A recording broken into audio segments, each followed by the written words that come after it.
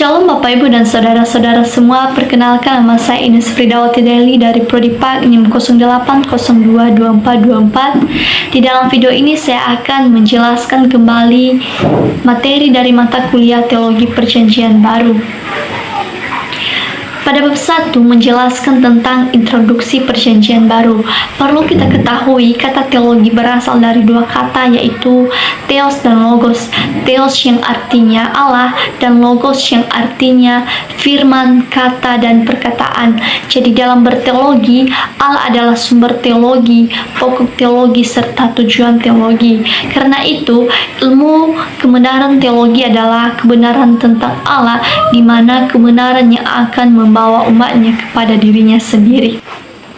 Teologi Perjanjian Baru merupakan ilmu teologi yang alkitabiah dan bersifat deskriptif atau menggambarkan, yang memuat 27 kitab dalam Perjanjian Baru. Pendekatan teologi Perjanjian Baru.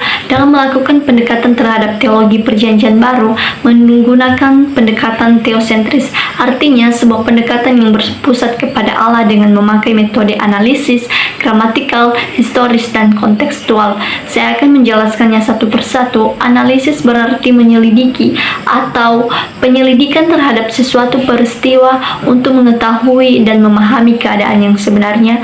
Yang kedua, gramatikal atau sesuai menurut dengan tata bahasa. Yang ketiga, historis berarti yang berhubungan dengan masa lampau atau sejarah. Yang keempat, kontekstual, yaitu situasi yang penting dalam hubungan kejadian atau suatu kejadian. Di satu sisi terdapat dua pokok penting dalam mempelajari teologi Perjanjian Baru, yaitu satu, memahami bahwa Allah menginformasikan tentang dirinya dan nasib daripada manusia, dan yang kedua, memperlihatkan dirinya dan memperlihatkan nasib daripada manusia. Hubungan teologi Perjanjian Lama dan Perjanjian Baru. Salah satu masalah yang paling menarik dalam dunia kekristenan adalah hubungan antara Perjanjian Lama dan Perjanjian Baru. Kita akan melihat beberapa pandangan tentang hal ini. Yang pertama, pandangan Hingar Christine merupakan pengaruh yang dominan pada abad ke-19 mengenai penafsir Alkitab. Yang kedua, Rudolf Bultmann. Bultmann mengatakan bahwa sejarah Perjanjian Lama merupakan sejarah kegagalan. Bultmann memandang Perjanjian Lama sebagai suatu kegagalan sejarah, dan hanya karena kegagalan inilah Perjanjian Lama berubah menjadi semacam janji. Dan yang ketiga, Merkiron menegaskan menolak Perjanjian Lama dari kanun gereja karena Perjanjian Lama adalah barang sisa atau hanya suatu agama penyembahan berhala. Pandangan Alkitab. Perjanjian Lama memandang ke depan. Perjanjian Lama adalah kitab yang menekankan hal pada masa lalu dan masa kini. Namun, tidak dapat dipungkiri bahwa Perjanjian Lama memandang ke depan kepada yang baru. Pada dasarnya, pandangan ke depan yang dikembangkan oleh para nabi ini menyangkut 4 hal utama, yaitu satu waktu, yaitu hari Tuhan, satu pribadi, yaitu Mesias, satu tempat. Mengenai hal ini ada dua pandangan yang utama, yaitu kembalinya Firdaus atau Taman Eden ke dunia ini, dan yang keempat, satu umat, yaitu pengharapan akan dibaharuinya satu umat, yaitu umat Tuhan. Perjanjian Baru memandang ke belakang. Jika Perjanjian Lama memandang ke depan, maka Perjanjian Baru memandang ke belakang, yaitu kepada Perjanjian Lama dengan satu keyakinan bahwa Mesias yang diharapkan itu sudah datang, dari Tuhan sudah tiba, serta pembaharuan kota kudus dan umat Tuhan akan mulai. Perjanjian Lama adalah dasar teologis dan historis penulis Perjanjian Baru. Metodologi Perjanjian Baru. Ada beberapa faktor yang harus dipertimbangkan dalam perkembangan suatu metodologi. Yang pertama, pewahyuan adalah progresif atau maju yang berkulminasi dalam wahyu yang berkaitan dengan Kristus. Teologi Perjanjian Baru harus berusaha menggambarkan kulminasi doktrin-doktrin berkaitan dengan Kristus dan penebus. Yang kedua, penekanan dari PB berpuncak pada kepercayaan, kematian, dan kebangkitan Kristus, serta pengharapan akan kedatangannya yang kedua kali. Yang ketiga, teologi PB harus mengakui bahwa pengajaran Yesus dan pengajaran dari penulisan PB lainnya tidak kontradiksi, melainkan merupakan satu kesatuan dan keharmonisan. Bab 2 membahas tentang Injil Sinoptik. Pengertian dari Injil Sinoptik: ketiga Injil pertama, Matius, Markus, dan Lukas, disebut Injil Sinoptik. Kata sinoptik berasal dari bahasa Yunani. Sin artinya bersama dan optanomai atau updates artinya melihat. Kitab-kitab ini mempunyai hubungan yang lebih dekat dalam 4 hal, yaitu kosakata, peristiwa yang dicatat, urutan penempatan materi, dan kutipan dari PL. 90% isi Injil Markus terdapat dalam Injil Matius, 50% isi Injil Markus terdapat dalam Injil Lukas, sekitar 235 ayat yang merupakan perkataan Yesus yang terdapat dalam Injil Matius dan Lukas tidak terdapat dalam Injil Markus. Contoh kesamaan dan ketidaksamaan begitu jelas dalam Injil Sinoptik.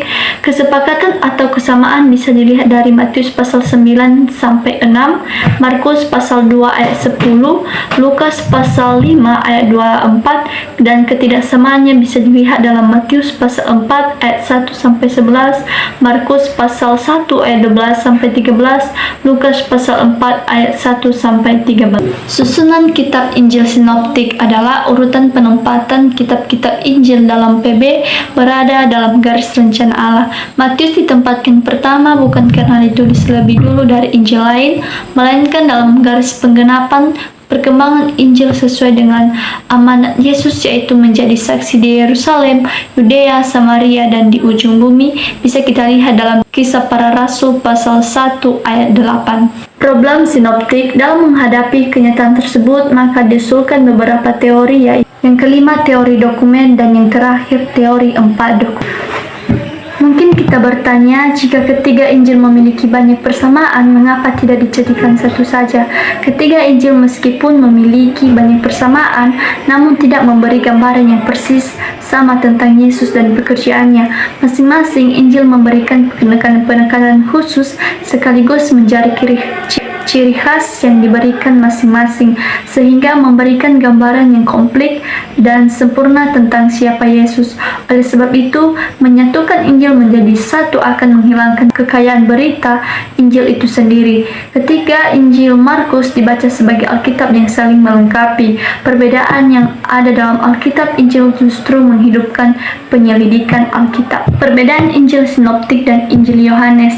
Perbedaan materi: dalam Injil Sinoptik terdapat banyak perumpamaan, sementara Injil Yohanes tidak ada pengajaran-pengajaran berupa perumpamaan. Perbedaan penekanan: Injil Sinoptik lebih menekankan cerita seperti kelahiran Yesus, baptisan, transfigurasi, percakapan Yesus di bukit, dan lain-lain. Sementara Injil Yohanes kurang memberi perhatian terhadap peristiwa-peristiwa penting tersebut. Perbedaan geografis: persamaan geografis pelayanan Yesus pada keempat Injil terdapat pada laporan seminggu-minggu terakhir kehidupan. Contoh perjalanan Yesus ke Yerusalem. Injil Sinoptik hanya mencatat 1 kali saja, sedangkan Injil Yohanes mencatat paling tidak ada 3 kali Yesus mengadakan perjalanan merayakan Paskah di Yerusalem.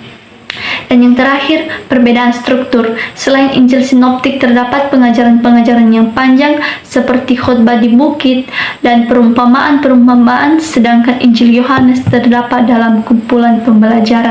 Pada bab 3 membahas teologi Injil Matius. Penulis Matius juga disebut Lewi, semula adalah pemungut cukai, seperti yang ditunjukkan oleh referensi yang tersirat tentang dia sebagai tuan rumah pesta dengan penyebutannya secara khusus sebagai pemungut cukai. Tema dari Injil Matius yaitu Yesus adalah Raja Mesias. Kata kunci yaitu kerajaan. Waktu penulisan tahun 60-an, ditulis untuk orang percaya Yahudi. Latar belakang dalam Injil ini nampak dalam banyak hal, termasuk ketergantungannya pada pernyataan janji dan nubuat PL untuk membuktikan bahwa Yesus memang Mesias yang sudah lama dinantikan. Yang kedua, menurut garis silsilah Yesus bertolak dari Abraham. Yang ketiga, pernyataan yang berulang-ulang bahwa Yesus adalah anak Daud.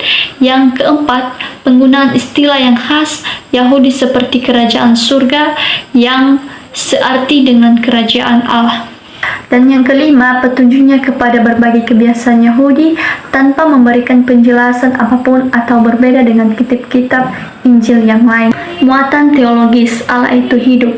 Apabila kita mengatakan Allah itu hidup, berarti Allah itu aktif berkarya. Allah yang hidup adalah Allah yang mengakhiri pekerjaan atau sejarah kehidupan manusia. Sebab dialah Allah yang hidup sampai selama-lamanya. Dialah Allah yang akan mengaruniakan hidup yang kekal bagi setiap orang yang percaya kepadanya.